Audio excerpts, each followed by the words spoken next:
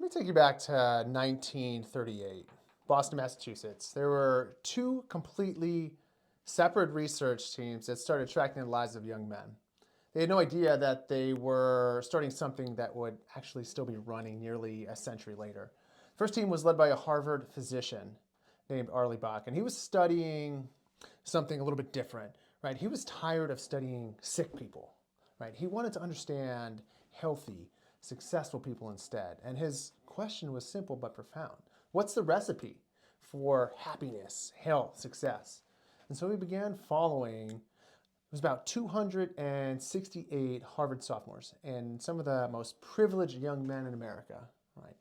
And I believe future President John F. Kennedy was actually one of them. At the same time, parallel study, right, just across Boston, another researcher named Sheldon Gluick was asking a very different question. He was studying juvenile delinquency and wanted to understand what led young people down troubled paths. So his team began studying a couple hundred boys from Boston's poorest neighborhoods, kids from broken homes, kids that were from struggling families, ones that maybe society had written off. And for over 30 years, these studies ran side by side in parallel. The privileged, the struggling, the Ivy League, the inner city. And eventually, they were combined into what's now called the Harvard Study of Adult Development. And here's what's interesting. Here's what's remarkable. After 2 years, or every 2 years, rather, for 85 years, researchers surveyed these participants with thousands of questions about their lives, their health, their relationships, their regrets, their joys. And every 5 years, they looked at more comprehensive physical examinations. And they tracked these original 724 men and over 1,300 of their children and grandchildren over this time period. This turned out to be the longest longitudinal study on human health and happiness ever conducted. And what they found will probably change how you live really for the rest of your life. Because after 85 years of data, right, after tracking people for this length of time from their teens into their 90s, after measuring everything from their IQ to income to social status to genetics, right, the researchers distilled their findings down to one thing: relationships. Not wealth, not fame, not career success, not how much money you have in the bank or in retirement, not your IQ score, genetics, or your social class. The quality of your relationships, the depth of your connections, is the single greatest predictor of whether you'll live a long, healthy, happy life. This blew my mind. The lead researcher, Robert Waldinger, put it simply: the people who were the most satisfied in their relationships at 50 were the healthiest at 80. Now think about that. Your relationships at 50 literally predict your physical health 3 decades later. But here's where it gets even more shocking, right? Because there's a flip side to this. The study found that loneliness, chronic loneliness, is worse for your health than maybe even smoking, worse than alcohol abuse. Because loneliness doesn't just make you sad, it literally shortens your life. It increases inflammation in your body, raises your risk for dementia, heart disease, stroke. And these Harvard researchers found that people who are more isolated than they wanted to be experience memory decline earlier. Right? Their health deteriorated faster. They died sooner. Because there's a cruel irony to this. Right? We live in the most connected time in human history. And I say that, connected. Right? We have the smartphones that link us to billions of people across the globe. Social media lets us stay in touch with everyone that we've ever met. And yet, we're lonelier than ever. Right, a recent study found that nearly half of Americans report feeling lonely regularly. Frankly, it's an epidemic because we're scrolling instead of calling, right? We're liking and commenting instead of like loving one another, and we're maybe commenting on posts instead of actually connecting. And I think we all feel it. I mean, I feel it. Do you feel it? Right? That strange emptiness that comes from having several hundred Facebook friends, but no one to pick up the phone and call at 2 a.m. when you need to talk. From having maybe thousands of followers, but feeling completely unseen. Now, I want to bring this a little bit closer to home, because if you're watching this, you've been following my channel for some time, you might be a senior yourself, or you're someone who cares deeply about an older adult in your life. And the harsh reality is that seniors face isolation in particularly heartbreaking ways. Maybe it's health issues, keeping them homebound. Maybe friends passed away. Their kids maybe moved across the country, right, for better job opportunities. And maybe it's just that mobility isn't what it used to be, and getting together just feels hard. And look at those adult children. I was at a group recently where caregivers of their older, or maybe their spouse, their partner, or an older family member, they were talking about the experience that they had. And the word that resonated, that I categorized in my brain, was isolation. Right? Nobody knows what they're going through because they're stretched between work, their own family, and their caregiving. Maybe they feel guilty about not spending more time with their parent or their loved one. They feel guilty for neglecting their own relationships. And frankly, they're just exhausted. They're alone in a crowded life. Because here's what I want you to hear. This matters, right? It's not just about feeling good. Because like, what's the point of all the financial planning, the medical care, the longevity studies if you're alone? So close your eyes for a moment. I want you to imagine with me this might be a little bit morbid, but it's a helpful exercise, right? Imagine you're at your own funeral. People are walking in.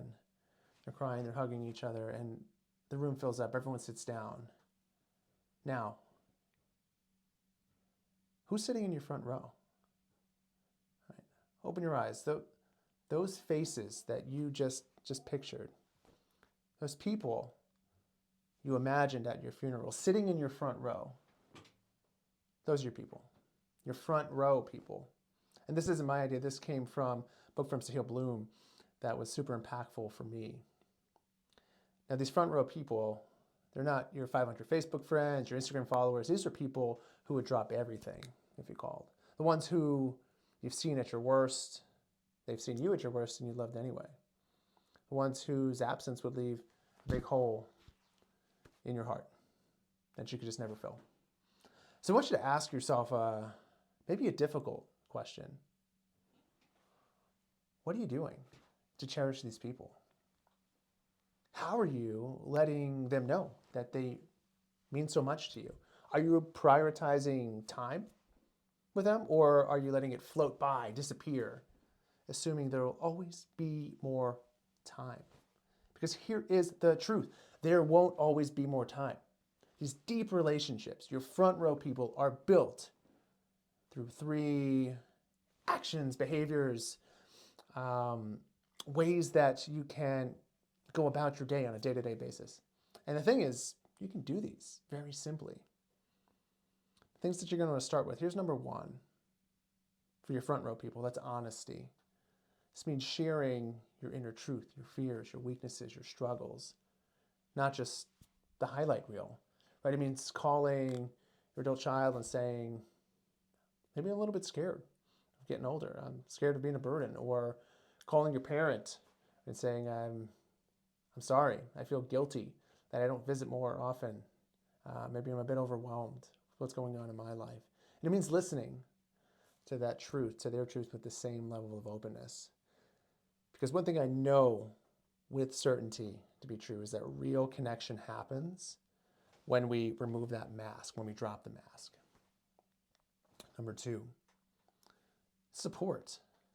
Right now, this isn't about fixing always. It's not about fixing people's problems. It's about sitting in that darkness with them during their struggles. Maybe when your friend loses a spouse, you don't need to say the right thing. You just need to show up and be there. Maybe when your parent is struggling with a diagnosis, they don't need solutions always, right? Sometimes they just need your presence. So that's number 2. Number 3, a shared experience.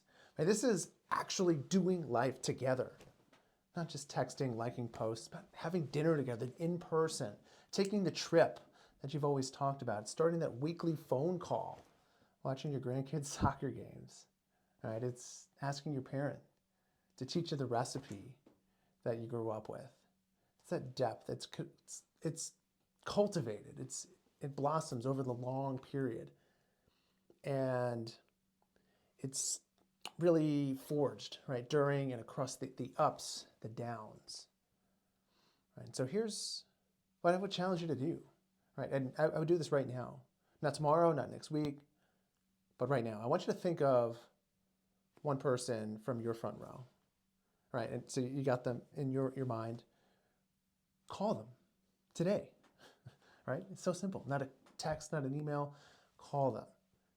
Tell them what they mean to you. Tell them you were thinking about them. Ask them how they're really doing. Right? Because that, when you can get under the surface, right, how are they really doing? How many people reflexively answer the question, how are you doing? Fine. Good. Oh, I'm great. Right? What's going on in your life? Nothing. But if you frame that question in a way, we say, I'm going to ask you something that sounds really simple, but I want you to pause and think about it for a moment and give me the real answer. How are you doing? Right? It might change the way that they respond. Have them put some real thought into it and open up in a way that's going to create a more meaningful and deep connection. So, super important. And maybe if you're a senior watching this, right? Reach out to your kids, your grandkids, your old friends. Don't wait for them to call. And don't assume they're too busy, right? They need you as much as you need them. Because the thing that matters here, right, is our willingness to go first. We can't assume and just wait on somebody else. Because I know there's a lot of adult children, like the older, in our 40s, 50s, 60s, that maybe have older parents, their grandparents as well. I think one thing that we need to do, and I say we because I fall right into this bucket, is call our parents, visit them, ask about their lives, their memories, their wisdom, record their stories. Something I'm guilty of, I haven't done enough of. And I wish that I will or would have. But the beautiful thing is I still have time right now to recognize that I don't have all the time in the world and that I do need to do these things. And it's important to me to do these things because I won't have them forever and you won't have your parents forever. So the crazy thing here is that Harvard study we were talking about, that ran for 85 years. Most of us don't have 85 years. We don't even know if we have 85 days, but we do have today. Because love is all that matters. Connection is everything. Those relationships. Your front row people, they're your life. So don't wait.